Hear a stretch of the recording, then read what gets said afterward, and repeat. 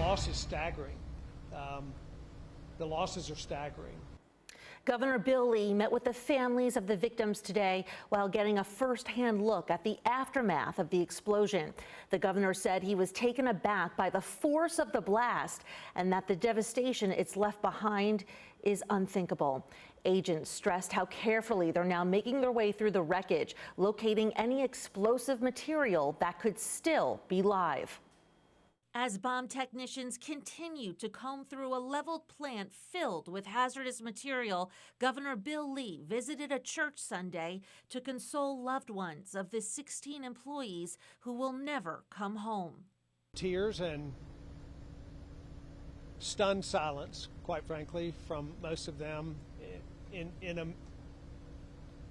a situation of real grief. Lee said counselors and other types of support are on hand. He also took a helicopter tour of what's left of the factory that produced military-grade explosives. The fact that where there was a full functioning facility, there's virtually nothing.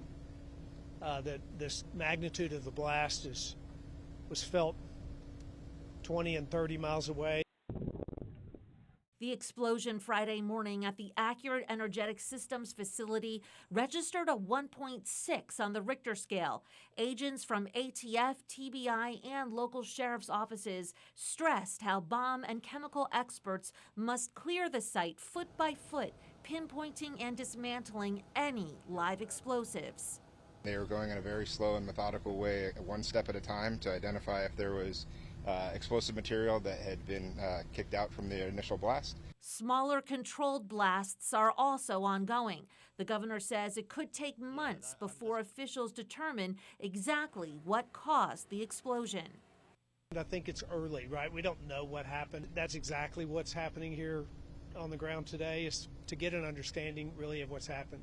And just as importantly, to identify the remains of the victims. TBI says it's testing DNA on site. We're using the newest technology, rapid DNA, here on site. And so as remains are brought to us, we will be testing those to do matches so that we're able to identify individuals and provide those answers to the families. And here's what we know on the third day after this explosion. The State Emergency Operations Center is operating at an elevated level to support local requests for help after the blast at the AES plant. 16 people are presumed dead. Controlled explosions are happening throughout the days to help get rid of any live, unstable, or hazardous material left on site. The cause of the blast is still unknown, but is under investigation, and we know that could take some time. Fox 17 News will continue to follow this investigation and bring you all the updates as we learn them, both on air and online at fox17.com.